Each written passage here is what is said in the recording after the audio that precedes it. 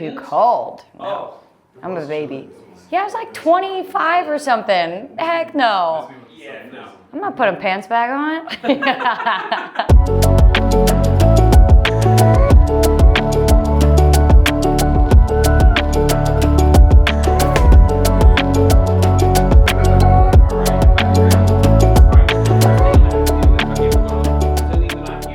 Boston is a race that you have to earn. And I honestly, running is very new to me. Yeah, I've been running for 2 years-ish, consistently running for 2 years. To qualify for Boston was a memory that I'll never forget. Running the Big Sur course was incredible. There were no spectators, the weather was horrible, you're hitting 2,200 feet of elevation, and it's gruesome. However Boston turns out, my journey to get to Boston is what I'm gonna remember the most about Boston. Yeah. So training has been different. I got a new job, which has been awesome, but it simplified my life greatly. So I have all the time in the world now to run. And if you know me, staying moving is something that I do a lot. So I actually got a coach for more structure in my life. So supportive, and it's been a tremendous journey working with her. I am running 50, 60-mile weeks, pain-free, injury-free. This is the first training block I haven't had any health scares or injuries. And I think that just goes to show that I'm actually training with a purpose right now, not just kind of going on AI and reading, what should I be doing right now? Or falling in the trap of social media and following all these avid runners and coaches and this and that and just following these one-off plans, but actually having someone that I trust, I feel safe with, and it's been awesome so far. I'm very excited for my family to watch me race. My sister will be there. My brother, unfortunately, will not be there, but we have a little plan. I'm gonna try my best to FaceTime him the last mile. And my parents will be there as well as some other people. So being able to run in front of my family means a lot to me. Family means a ton to me. And just having them there I'll be crying a lot, I am sure. And then, yeah, so being in front of my family, and then honestly also just experiencing the history of the longest annual marathon and the empowerment of the Boston Marathon, that is going to be incredible. I hope to soak all in the crowds and the atmosphere, the other runners around me, the strong runners around me. Hopefully it's a nice day. Who knows, Boston, it could be snowing. But and honestly, don't cut this out, but I'm looking forward to the hills. I love hills. One thing that I learned between running Big Sur and Chicago was I want the hills. I love the challenge of a hill. I don't like flat courses. I got a little bored, a little checked out too. So the hills for me kind of keep my mind going. And yeah.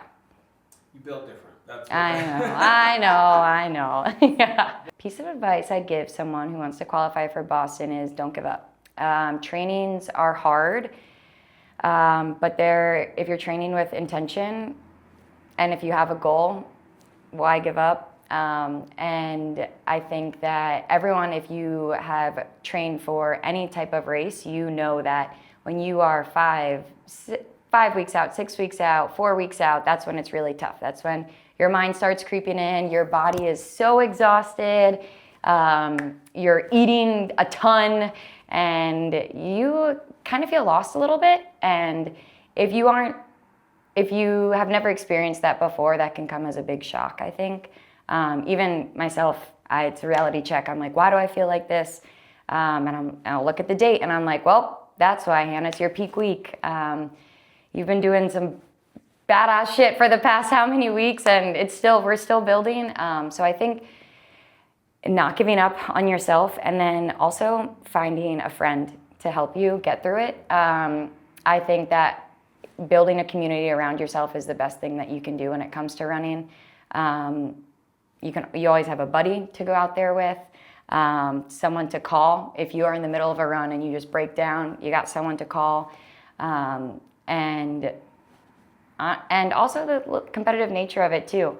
I think that social media and Strava and all of this, people can view it as a con, but I also think in ways it can be a good motivation, a good confidence boost for yourself when you kind of look at what other people are doing in a way.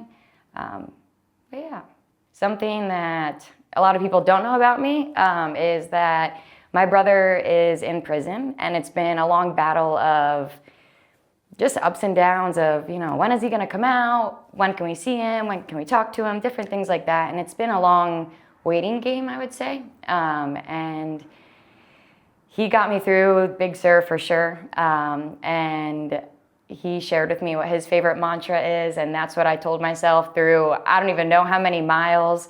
And that mantra is Kobe Bryant. It's very simple, but Kobe Bryant, I just say it over and over in my head, and I feel unstoppable. And he is someone that I love greatly. He's family, and I love my big brother. But and I'm sad that he won't be able to be there, but that's why I'm going to try to FaceTime him the last mile. And something that he always tells me day in and day out how hard I work and how awesome it is that I can go out and do some of these things. And it's inspired him even. So he started running, and he has a run streak, and it just makes me so happy that he is finding movement and finding himself through movement, I should say. And what's even more powerful about that is that other inmates are also joining him on these runs. So he's no longer running the laps alone. And I think that that's powerful for itself. Very powerful. So he's my why.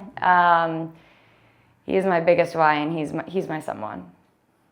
I think is it still rolling? Okay, wait right there. Hold up now. Okay. Now look at this camera right here. Look right there. Okay. She about to kill it. Heck yeah! She's about to kill it. Oh, she's gonna kill it. I hope. Nah, there's no hoping.